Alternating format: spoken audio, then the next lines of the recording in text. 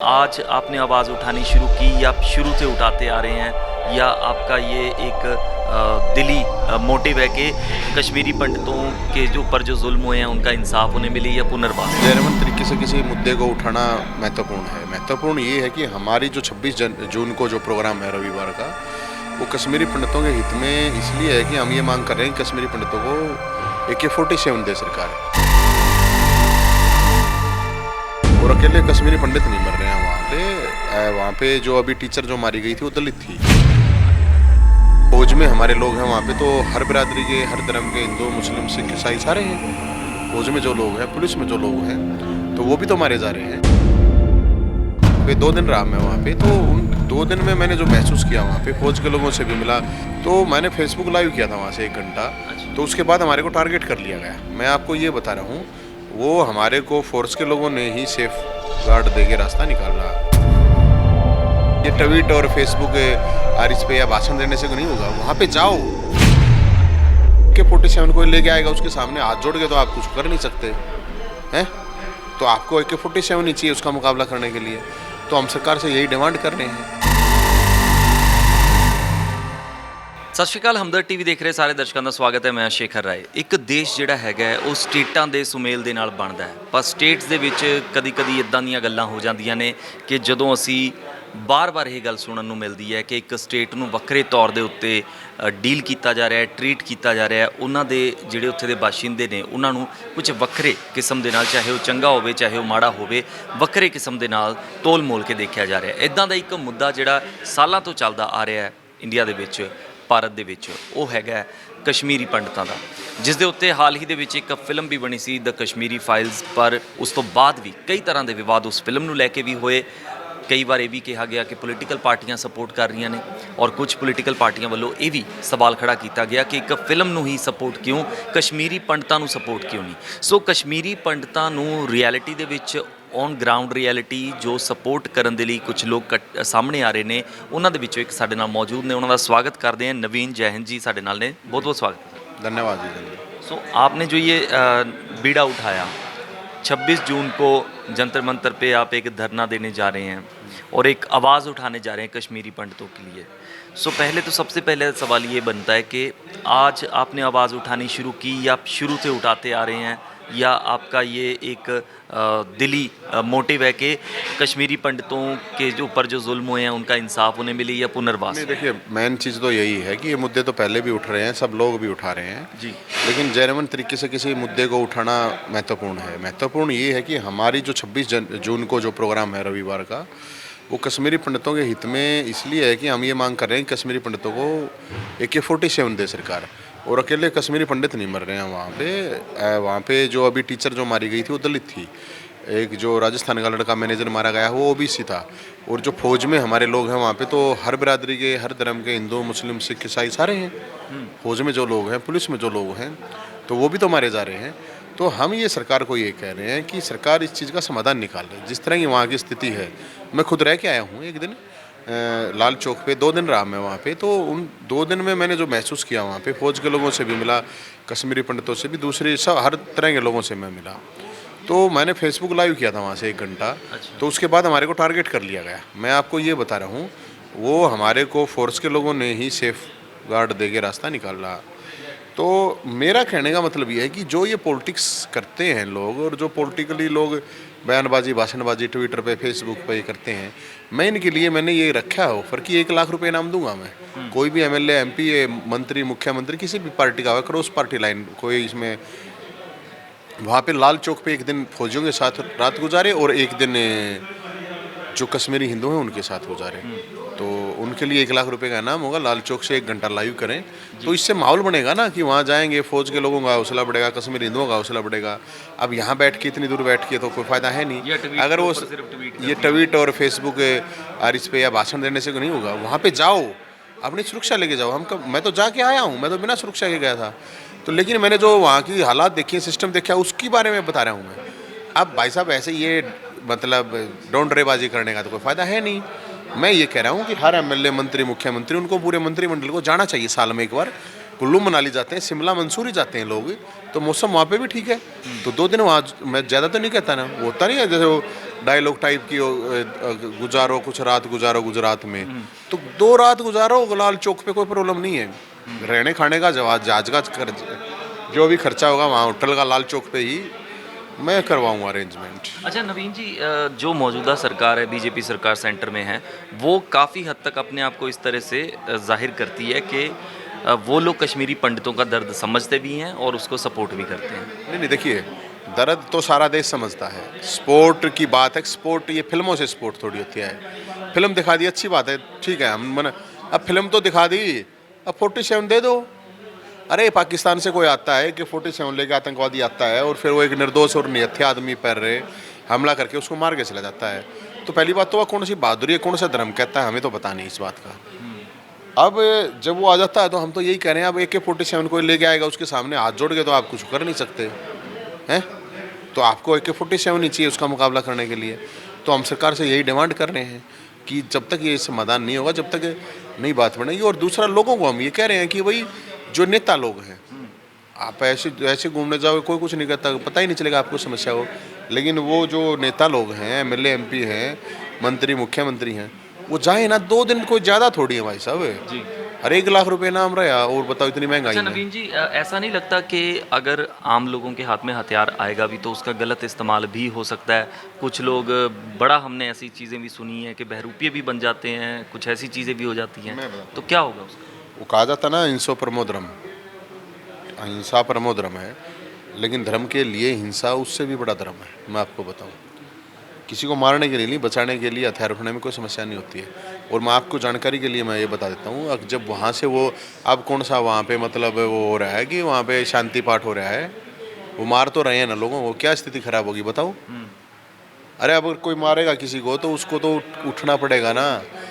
आपकी जानकारी के लिए मैं, प्रोटेक्शन के लिए एक जानकारी मैं आपको दे देता हूँ। सलवा जुडो में एक मुहिम चली थी छत्तीसगढ़ में, जी। जिसमें नक्सलियों के खिलाफ लोगों को, जनता को हथियार दिए गए थे। तो वो तो अपने देश के ही लोग थे, या तो पाकिस्तान से आते हैं मारने के लिए।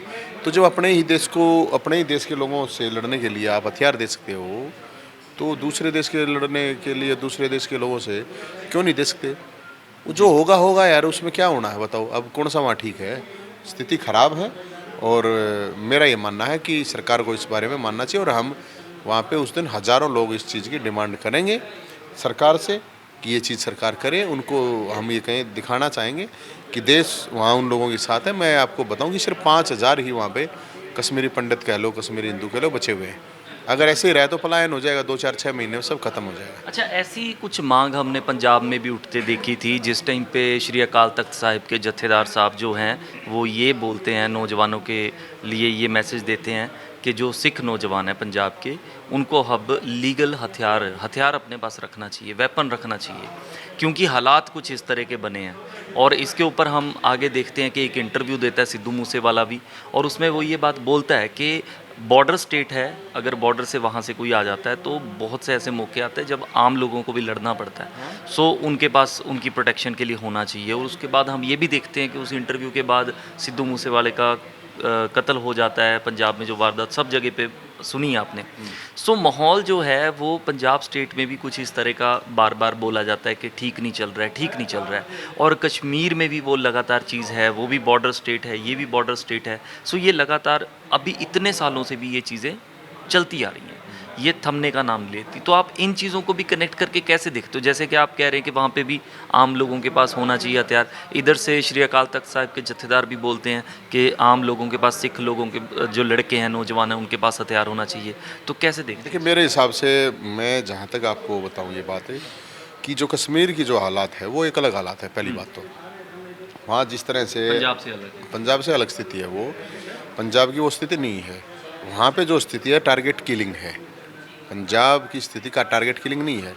और जहाँ तक जत्थेदार साहब ने जो भी कहा है, उन्होंने अपना सोच समझ के कहा होगा, उनको लगता होगा ठीक। लेकिन मैं एक बात, मेरे को जितनी जानकारी है, पंजाब में अभी भी अवैध की छोड़ दीजिए, वैध इतने हथियार होंगे जितने पुलिस के पास भी नहीं होंगे। ऑलरेडी इतने लाइसेंसी हथियार होंगे। तो लाइसेंस तो सरकार देती है, उसमें देने में कोई प्रॉब्लम नहीं है, लोगों को देने में क्या प्रॉब्लम है। अब कोई गलत गतिविधि करता है उसके द्वारा, पहली बात तो लाइसेंसी हथियार से कोई गलत गतिविधि होती नहीं है। अक्सर अगर आप घटनाएं देखेंगे तो 99% तो घटनाएं आपको अवैध हथियार से। तो अब अवैध हथियार को कैसे रोकोगे आप? तो वैध तो आप दे दोगे, लेकिन अवैध जो ऑलरेडी जितने वैध हैं उससे ज़्यादा अवैध हथियार होंगे, तो वो तो देने की ज़रूरत नहीं, वैसे ही लोगों के पास है। वो अक्रॉस इंडिया की बात कर रहा हूँ मैं, पंजाब की भी बात नहीं कर रहा हूँ।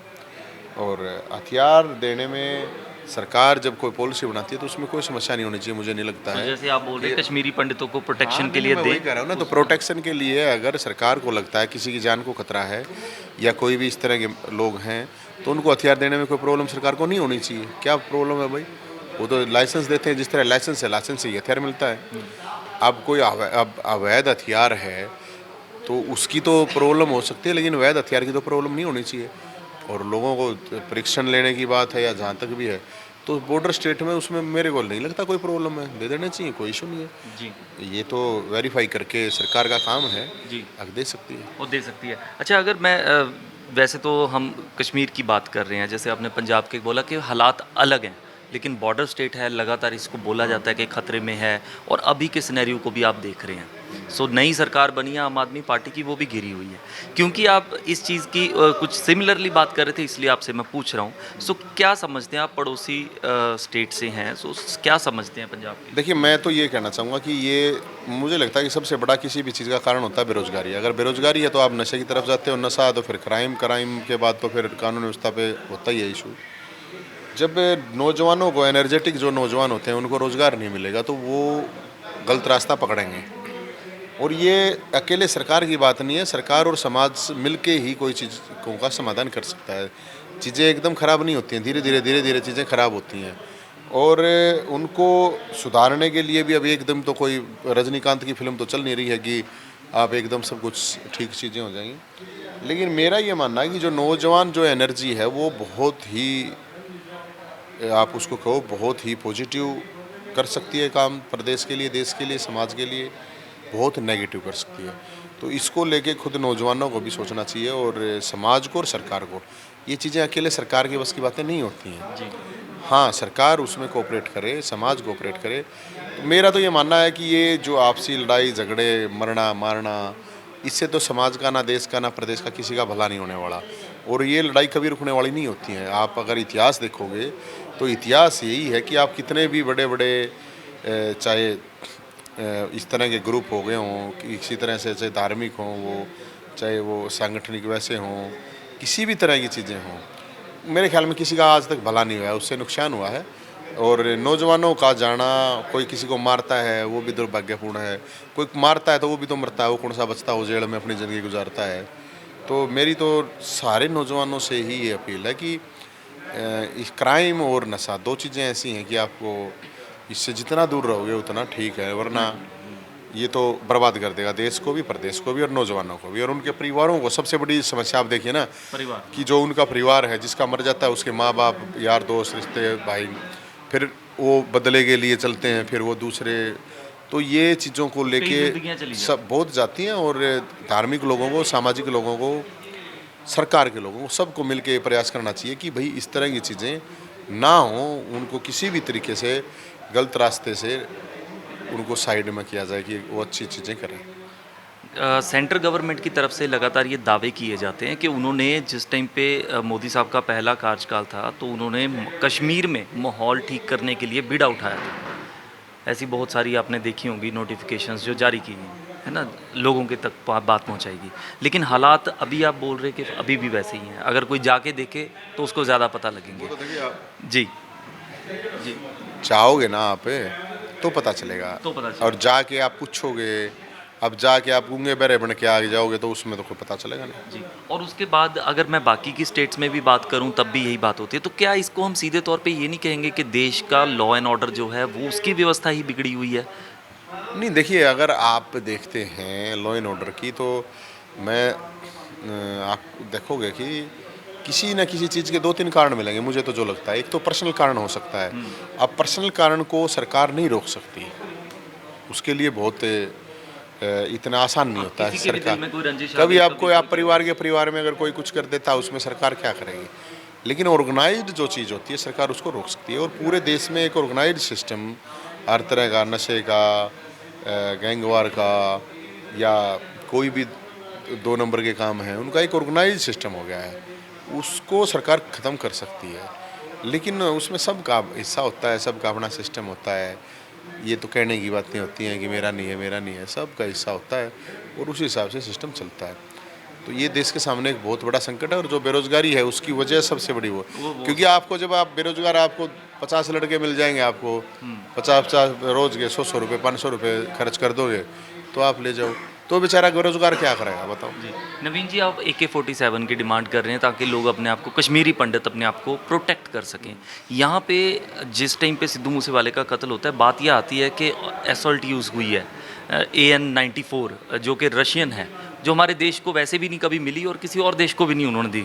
तो वो कैसे आ जाती है देश में और कैसे वो इस्तेमाल हो जाती है, ये भी तो एक बहुत बड़ा सवाल खड़ा करता है। जेल के अंदर बैठे लोग इन्वॉल्व हो जाते हैं, कैसे हो जाते हैं? देखिए, ये वही तो मैं कह रहा हूँ, एक सिस्टम है। आप देखिए ना कि कोई भी इस तरह के हथियार इस तरह के आ गए, और तो ये तो जांच का विषय है ना, कैसे क्या, पूरी एक बहुत बड़ी जांच का विषय है कि किस तरह की ये चीज़ें हुई हैं, लेकिन उनका मारा जाना सही नहीं है। और मैं तो यही कहूँगा नौजवानों को कि आपसी जितना वो करोगे उतना ही कोई उसका कुछ सॉल्यूशन तो निकलना नहीं है कुछ।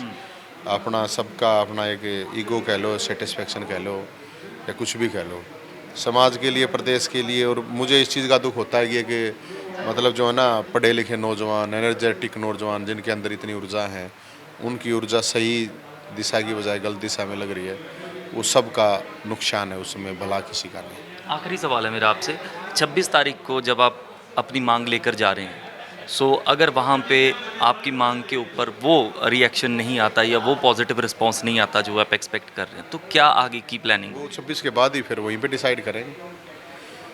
26 तारीख को हमारी जो डिमांड है, हमारी जो मांग है, उस मांग AK-47 की मांग है, उनके पुनर्वास की मांग है, कोई बड़ी डिमांड्स नहीं है। अगर नहीं आता है तो उसके बाद फिर हम वहीं पे डिसाइड करें। स्पेसिफिक AK-47 ही क्यों? भाई AK-47 से ही मारे जा रहे हैं ना, तो AK-47 बराबर का हथियार चाहिए मुकाबला ना, करने के लिए। मुकाबला करने के लिए बराबर का हथियार चाहिए ना भाई जी, जी। इसलिए ना। और अब आप उसको AK-47 के सामने आप उसको रिवॉल्वर दे दोगे तो उससे थोड़ी बात बनेगी। बात नहीं बनी। तो 47 के सामने 47 का।